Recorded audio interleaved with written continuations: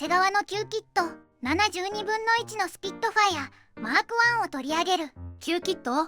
ガンプラではよく聞く言葉ね。現在定番品から外れているキットのことで、いわゆる旧版ってやつ。対戦機ではスピットファイア以外にもレーセン、ムスタング、フォッケウルフ、メッサーシュミットなどがある。旧版というからには新版もあるの？対戦機系は1991年以降から始まった AP 隊でたくさんリニューアルされた。長谷川が精力的に新作販売した最後のシリーズかな。今は新版があるので旧版は定番から外れたのね。ファントムやイーグル、トムキャットは旧版も発売してるので、そこは何とも言えない。とにかく今は定番品から消えている状態なのね。ただスピットファイアの旧版はマーク1で、リニューアル版の AP 隊はマーク8とマーク9だったんだ。型式が違うわけね。しかもリニューアル版も定番品から外れてるのね。実はそう、 AP 隊も定番品から外れてるものばかりとなってしまった。それでこのキットはいつ頃発売されたの？長谷川コンプリートワークスによると1974年となっている。同じ年にはムスタングが出ているみたい。ムスタングは旧版の方ね。当時の価格は？最初の価格はわからないけど、ウプ主は250円で買っていた記憶がある。 AP 隊が出た時の新パッケージはもう少し高かったかな。今となっては破格の値段ね。では他メーカーの販売状況をお願いできますか？いつものように有名どころのみなのと、型式によっては全然違うってのもあるので、マーク1とマーク2に絞って紹介します。なるほど。まずはお膝元のエアフィックスから。1955年でおそらくマーク1のキット。袋キットなのね。エアフィックスの初期パッケージは袋だったみたい。続いて1959年にフロックからマーク2、1964年にレベルからマーク2、1971年にエレールからマーク1。ふむふむ。そして今回紹介する長谷川のキットで1974年に発売されたマーク1。そして1978年にエアフィックスからマーク1。エアフィックスはパッケージ替えを何度も販売していて分かりづらいのね。そして新内登場。2000年にタミヤからマーク1オリジナルキット。2009年には AZ モデルからマーク1とマーク2。最後に2010年にエアフィックスからマーク1。エアフィックスはいわゆる赤箱ね。この中では決定版はやっぱりタミヤかな。エアフィックスは価格安めで登場して存在感はあったけど、オーモールドの太さに好き嫌いが出るかも。なるほど。筆塗りする人向けに太くしているとか聞きますね。まずはパッケージ内容を確認するのだ。お願いします。パッケージイラストはおそらくフォッケウルフと空戦中のスピットファイアマーク1なのだ。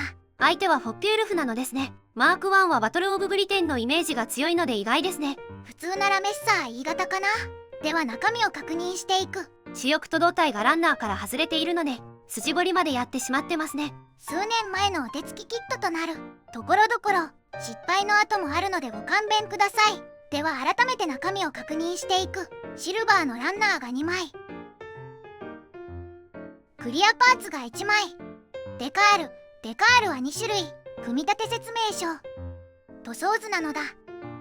マーキングは2種類。第19飛行隊ダックスフォード基地所属機1939年のマーキング。続いて第54飛行隊ディーア隊域で1940年のマーキングとなっている。部品点数は27点。初期の72分の1。対戦機のパーツ構成ですね。それでは長谷川の9番72分の1スピットファイアマーク1の仮組みを始めるのだ。最初に操縦席なのだ。ふむふむ。操縦席は全部で3パーツ。軽基板は胴体に接着でデカールとなっている。最小構成ですね。パイロットフィギュアもつきますね。次はエンジン。といっても液冷エンジンなので排気管のみ。後で胴体に接着ね。次はプロペラなんだけど、2枚プロペラと3枚プロペラの選択式となっている。2枚プロペラは珍しいので。最近だとエアフィックスの審判も選択式みたい。そうなんですね。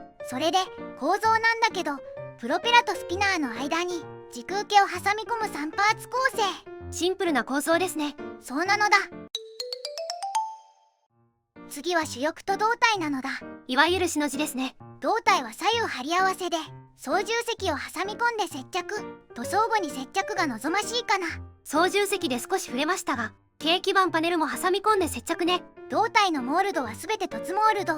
お詫びしたように筋彫りのお手つきだが、繊細な長谷川特有の凸モールドだったのだ。その他にはラダーのハブ表現はお見事かな。次は主翼ですね。主翼は上下張り合わせで3パーツ構成。こちらも凸モールドですね。今となっては分かりませんが、ラダー同様にエルロンのハブ表現も良い感じ。最後は尾翼かしら。左右1パーツずつで胴体に差し込む。いつもと同じでシンプルな構成ね。次はクリアパーツや足回りなのだ。ふむふむ。キャノピーはワンピースキャノピーとなっているので開閉選択はできない。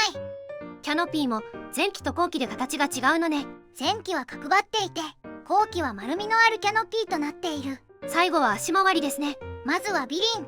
ビリンは胴体と一体成形となっている。折らないように気をつけないとね。次は左右主脚。主脚はタイヤとカバートで3パーツ構成。足回りもシンプルな構成ですね。最後に総評なのだ。今回は長谷川の旧キット72分の1スピットファイアマーク1の仮組みレビューしたのだ。仮組み後の感想はどうでしょうか。国産メーカーでは長い間このキットのみ、タミヤが出すまでは事実上の決定版。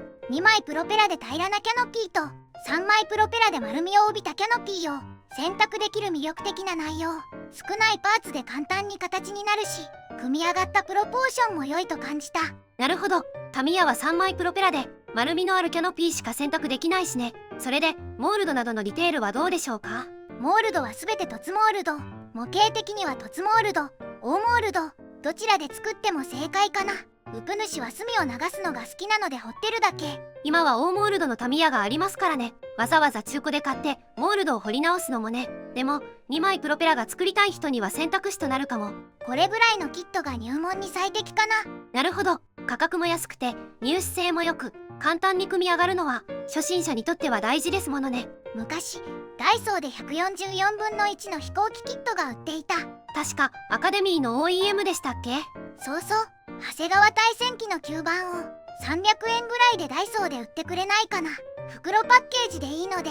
最近の100均ではプラモデル製作を意識した工具も売ってるし、スケールモデルの裾野を広げる効果はありそうだけど、まあ無理でしょうね。デカールは国籍マークぐらいでいいのでぜひ。ではでは、動画を最後までご視聴していただきありがとうございますなのだ。チャンネル登録と高評価をお願いしますなのだ。次回以降も飛行機プラモデルのレビューを続けていくのだ。では、バイバイ。